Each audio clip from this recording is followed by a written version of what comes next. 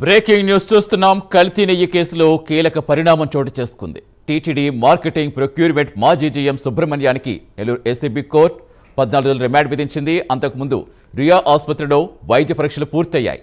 Tirupati NGO కాలనీకి చెందిన సుబ్రహ్మణ్యాన్ని SIT అధికారులు అరెస్ట్ చేశారు. గతంలో టీటీడీ మార్కెటింగ్ ప్రొక్యూర్మెంట్ జీఎంగా సుబ్రహ్మణ్యం పనిచేశారు.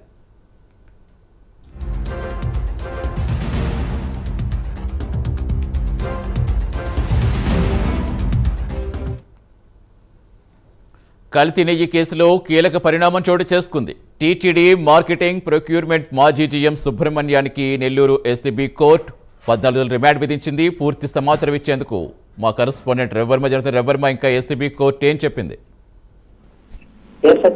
కల్తీ నెయ్యి విచారణ వేగవంతమవుతా ఉంది. ముఖ్యంగా ఇటీవల కాలంలో గత 3 నెలలుగా పరిశీలిస్తే కల్తీ నెయ్యి కేసులో దాదాపు 25 మంది మీద ఈ కేసు నమోదు చేసింది సిట్ అధికారులు. అలాగే 13 మందిని అరెస్ట్ చేశారు. ఈ కేసును మరింత వేగవంతం చేశారు. ముఖ్యంగా అప్పుడు 2023 బయటపడినటువంటి కల్తీ విషయం నేపథ్యంలో ప్రొక్యూర్మెంట్ అంటే మార్కెటింగ్ లో ఉన్నటువంటి అధికారి, అప్పట్లో మార్కెటింగ్ అధికారిగా పనిచేసినటువంటి సుబ్రహ్మణ్యం అండతోనే అప్పన్న అంటే వైవి సుబ్బారెడ్డి పిఏ అప్పన్న పూర్తిగా వ్యవహరించాడు అని చెప్పేసి అధికారుల విచారణలో తెలిసింది. ఈ నేపథ్యం తేలింది.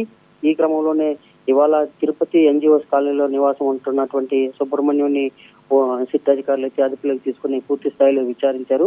విచారణ అనంతరం కొన్ని కేసుకు సంబంధించిన కొన్ని ఆధారాలు కూడా సేకరించినట్లుగా సిట్ అధికారుల ద్వారా విశ్వసనీయంగా తెలుస్తా ఉంది. అదే కాకుండా మరింత సమాచారం కూడా రాబట్టేందుకు కూడా వివిధ ప్రయత్నాలు అయితే చేస్తున్నారు.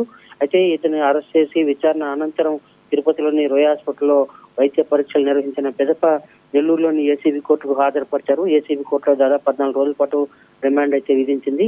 అయితే ఈ కేసులో ప్రధాన ముఖ్య భూమిక పోషించినట్టు ఇతను సుబ్రహ్మణ్యం అనే వ్యక్తి అప్పట్లో మార్కెటింగ్ అధికారిగా పనిచేసినటువంటి ప్రొక్యూర్మెంట్ అధికారిగా పనిచేసినటువంటి సుబ్రహ్మణ్యమే ఈ కల్తీ నెయ్యి వ్యవహారానికి ముఖ్య భూమిక పోషించినట్టు కూడా అధికారులు అయితే నిర్ధారించారు. ఆ మేరకు వారికి తగిన ఆధారాలన్నింటినీ కూడా సేకరించారు. వాటిని అన్నింటినీ కూడా ఇవాళ పొందుపరిచారు. మరో 4గురిని కూడా అంటే అదే సమయంలో సుబ్రహ్మణ్యంతో పాటు మార్కెటింగ్ విభాగంలో పనిచేసినటువంటి మరి 3 అధికారులను కూడా విచారించే అవకాశం ఉందని కూడా తెలుస్తా ఉంది. అలాగే మరోమారు ఈ కేసుకు సంబంధించి మరోమారు వైవి సుబ్బారెడ్డిని కూడా అప్పటి టీటీడీ చైర్మన్ గా పనిచేసిన వైవి సుబ్బారెడ్డిని, అలాగే మరోమారు ఈఓగా పనిచేసిన ధర్మారెడ్డిని, వీరిద్దరిని కూడా విచారించే అవకాశం ఉందని కూడా అధికారుల ద్వారా విశ్వసనీయంగా తెలుస్తా ఉంది. అయితే ఈ కేసు మరింత లోతుగా విచారణ చేపడుతూ వస్తున్నారు. అయితే ఈ కల్తీ నెయ్యి వ్యవహారంలోనే ఈ టెండర్స్ ప్రక్రియ చేంజ్ చేయడానికి అంటే ఉన్న ప్రక్రియ కాకుండా కొత్త అధికారులు రీటెండరింగ్ విధానానికి ప్రోత్సహించిన కారకులు ఎవరు అనే దాని మీద లోతుగా విచారణ సాగిస్తూ వస్తున్నారు సతీష్. ఈ క్రమంలోనే ఇతన్ని మరోమారు కస్టడీ తీసుకునే అవకాశం కూడా ఉందని కూడా తెలుస్తా ఉంది సతీష్. Thank you Ravi Varma.